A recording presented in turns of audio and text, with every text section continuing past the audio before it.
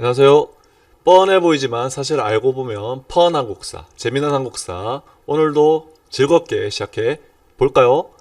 자, 오늘은 고려 백성의 생활과 사회 모습에 대해서 기출문제 중심으로 풀어보면서 복습하고자 합니다. 먼저 읽기 자료부터 보겠습니다.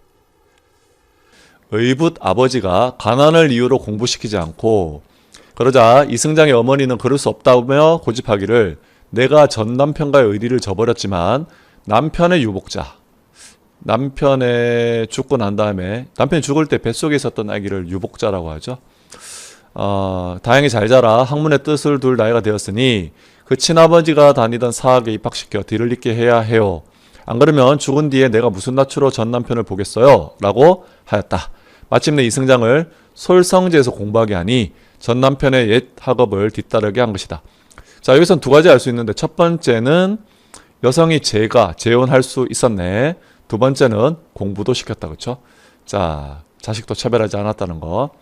자, 그래서 이런 부분은 바로 고려의 그런 여성의 지위가 높은 편이었을 때 모습임을 확인해 볼 수가 있겠습니다. 자, 고려 풍습의 혼인 예법은 여자 집에 가서 남기여가라고 부르죠. 이거 일종의 우리 처가살이라고 부른다 그죠? 이런 경우가 되게 많았다고 합니다. 자손을 낳으며 외가에서 자라므로 외친의 외할아버지의 은혜가 무거워서 외조부모와 처부모가 돌아가시면 모두 30일 동안 휴가를 줬다. 이런 게 많았다고 하네요. 사실 이런 게 조선 중기까지도 있었던 것 같죠. 우리 그 5,000원짜리 나오시는 이율곡 선생님, 자, 그 어머님인 5만원짜리 나오시는 신사임당 그 친정집, 그러니까 강릉의 오죽헌에서 태어났고 자랐죠. 그런 모습이 조선 중기까지 있었던 것 같습니다. 여성의 지위가 높은 편임을 알 수 있는 여러 사례들이었죠. 바로 고려시대 모습이 되겠습니다. 자, 관련해서 문제 한번 풀어볼게요. 1번, 밑줄 친 기구에 대한 설명으로 옳은 거. 자, 다음에서 설명하는 기구는 무엇일까? 고려시대 빈민을 구휼하기 위한 거. 근데 그 방법이 봄에 곡식을 빌려주고 가을에 돌려받아. 우리 이거 네 글자로 춘대 추납이라고 부르거든요. 봄에 빌려주고 가을에 반납한다. 자, 이거 고려 때 이렇게 역할을 했던 게 뭘까? 여기 이러 5개 중에서, 자, 빈민구제 관련해서는 의창이 있었네요. 진대법과 유사했고, 고구려 진대법 유사했고요. 춘대 추납의 원칙이었다. 이게 정답이 되겠네요. 1번 의창이 정답이 되겠습니다. 자, 제2보라고 해서 빈민구제 기금을 조성해서 빈민을 구제했던 거죠. 그 다음에 상평창이라고 해서 물가 조절했던 기구도 있었죠. 자, 그리고 의료기관 동서대비원과 해민국의 서민들에게 의료 혜택을 베풀기 위한 기관도 있었고요. 자, 재해가 발생했을 때는 구제도감과 구급도감 같은 것을 통해서 그 역할을 하기도 합니다. 됐죠? 자, 두 번째 문제입니다. 다음 자료에서 알 수 있는 식이 여성의 지위와 관련된 내용으로 옳은 것을 보기에서 고르라 봅시다. 누이와 저 둘 다 같은 부모 태생인데 부모의 유산을 누이가 독차지하고 동생인 저에게는 나눠주지 않으니 억울합니다. 전에 우리 얘기한 적 있죠? 자, 이것은 결론적으로 판결이 어떻게 났어요? 손변이라는 그런 지방간이 둘 다 똑같이 나눠 가져라 라고 판결을 내렸거든요. 이와 같이 재산 상속, 자녀 균분할 수 있었던 바로 여성의 지위가 높았던 시기의 모습이 되겠네요. 자, 고려 때라고 보면 될 것 같고요. 좀 늦게 봐도 조선 전기 때까지 모습이라고 보면 되겠습니다. 자, 아들만 제사를 지낼 수 있었다. 조선 후기의 모습이야. 조선 시대인데 또 그 중간을 가로지르는 이유는 뭐냐? 성리학이 사회적으로 널리 학대에 보급되었던 시기가 조선 중기 이후거든요. 그때부터 이러한 여성의 지위가 많이 달라지는 모습을 확인할 수 있습니다. 더 낮아지는 모습. 자, 어쨌든 기억은 아들 중심의 모습이니까 조선 후기입니다. 자, 니은은 균등하게 상속받았네요. 그렇죠? 자, 그러므로 이것은 정답이 되겠네요. 차별을 하지 않았다. 디귿, 결혼 이후에 주로 친정에서 살림을 살았다. 이거 아까 우리 읽기 자료에서 봤었죠? 처가살이가 많았다. 맞습니다. 리얼, 여성들은 이혼과 재혼이 불가능했다. 이거는 거의 조선 후기에 대한 내용이죠. 이 무렵에는 저기 보이듯이 여성의 재혼이 가능했다고 합니다. 그래서 니은과 디귿이 맞는 말이 되겠죠. 3번 문제입니다. 다음 상황이 일반적이었던 시기 볼 수 있었던 모습으로 가장 적절한 것은 왜 누나만 재산을 독차지하 아까 봤던 내용이다 그쵸? 자 이거는 손변이라는 사람이 판결을 똑같이 나눠 가지라 라고 판결했어요. 자 재산 균분 상속했다는 거고요. 여성의 지위가 높아짐을 보여준다. 고려시대의 모습이다. 1번 일반 군현민에 비해 차별받는 부국민. 맞죠.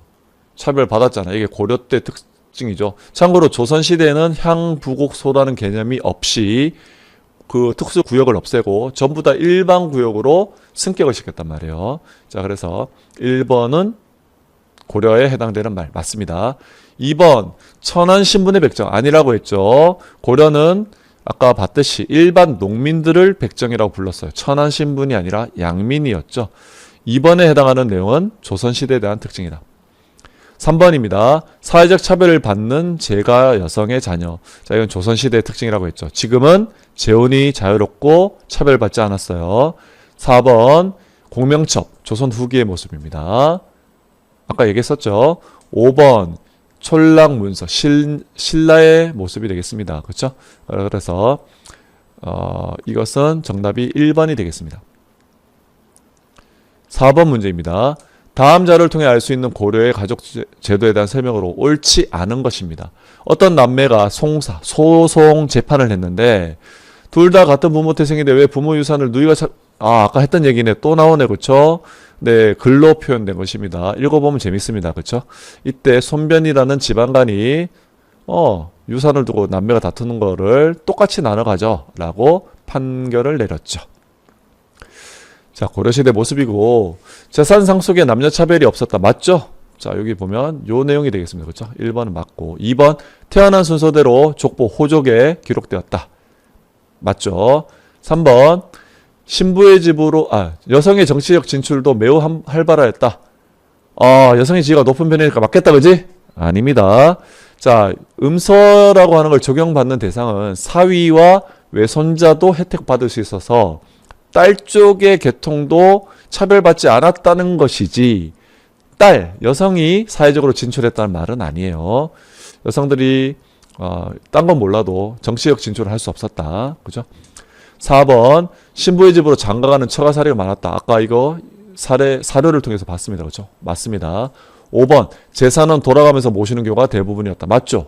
권리가 있잖아. 상속 똑같이 받을 수 있는 권리. 그렇다면 의무도 같이 져야 되겠죠? 맞습니다. 자, 여기서 틀린 답은 3번이 되겠습니다. 5번 문제입니다. 다음 자료에서 알 수 있는 시기 여성의 지위와 관련된 내용을 두 가지만 서술하시오. 이 자료 또 나왔네요. 자, 누이 그리고 남동생인 저 둘 다 같은 부모 태생인데 왜 재산은 달리 받느냐? 이거 억울하다 하고 소송 걸었죠. 손변이라는 지방간이 판결 내리기를 똑같이 가져라. 여성의 지위가 아들한테만 상속하지 않는다. 이걸 통해서 알 수 있는 것이죠. 자, 고려시대 때 이런 특징, 아까 봤던 특징을 딱 보자면 이걸 기억하면 될 것 같아요. 자료의 시기는 여성의 지위가 비교적 높았던 고려시대인데 재산 상속에 있어서 자녀에 대한 차별 없이 균등하게 분배되는 편이었다. 줄권 부분이 핵심이죠. 그런 만큼 부모 복량과 제사 의무를 딸도 동등하게 부담하는 편이었다. 딸도 제사를 지내야 했다는 것이죠. 또한 여성의 재혼이 가능하였고 처가살이 경우도 여성의 재혼 가능. 이것도 중요한 여성의 지위와 관련된 내용이다. 처가살이 경우도 많았다. 호적에 태어난 순서대로 차례대로 기재하였다. 여자가 호주가 되기도 하였다. 줄권 부분이 가장 중요한 내용이지만 나머지 부분도 중요합니다. 서술할 만합니다. 그렇죠? 자, 이렇게 서술할 수 있겠죠? 네, 넘어가겠습니다. 마지막으로 6번 문제가 되겠습니다. 고려시대 여성의 생활과 지위에 대한 적절한 설명을 있는 대로 모두 고르면 이거 제일 어려운데 모두 골라야 돼. 맞는 거. 고려시대에는 기억 맞는지 볼까요? 재산 상속이 아들, 딸 구분 없이 공평하게 이루어졌다. 맞네. 그죠? 차별 없었다. 그죠? 맞습니다. 자, 첫째라고 더 많이 받거나 아들에서 더 많이 받는 건 아니었다. 부모님이 남긴 재산은 제비뽑기를 통해 균등하게 나누었다. 뭐 이런 경우도 있었다고 하네요. 자, 니은 남자들이 신부의 집으로 장가가는 것이 일반적이었다. 맞아요? 아까 처가살이 많다라고 했죠? 맞습니다. 니은도 맞는 말이 되겠네요. 신부의 집에서 결혼식을 올리고 한동안 신부의 집에서 함께 살면서 자식을 낳아 길렀습니다. 자, 또 족보에는 아들, 딸을 가리지 않고 족보 호적에는 태어난 순서대로 기록하였다. 요거 태어난 차례대로 맞죠? 아들이 없는 경우에는 딸이 제사를 모시기도 하였다. 맞죠? 리얼 유교의 영향으로 아들이 가문의 대를 반드시 해야 된다는 생각 때문에 아들이 없는 경우에는 양자를 드리는 것이 간습이었다. 자, 이것은 조선 후기 때 모습이 되겠습니다. 딸도 똑같이 제사를 지냈다. 자, 미음 자전전쟁과 흉년으로 남자의 수에 비해 여자가 많아서 일부 다처제를 권장하였다. 맞는 말일까? 이건 다루지 않았었는데 이런 사료가 있습니다. 고려 후기 충렬왕 때 관료 박유란 사람은 남자의 수에 비해서 여자의 수가 많다. 전쟁이나 이런 것 때문에. 그래서 일부 다처제를 하자고 상소문을 올렸어요. 주장했습니다. 어느 날 이 소식을 들은 이 사람들이 박유가 지나가는 것을 본 어떤 노파가 첩을 두자고 건의한 사람이다 라고 외치면서 여인들이 모두 그에게 손가락질을 했답니다. 이처럼 고려시대는 일부 일처제를 중요시하였다. 그러므로 미음은 틀렸다가 맞는 말이 되겠죠.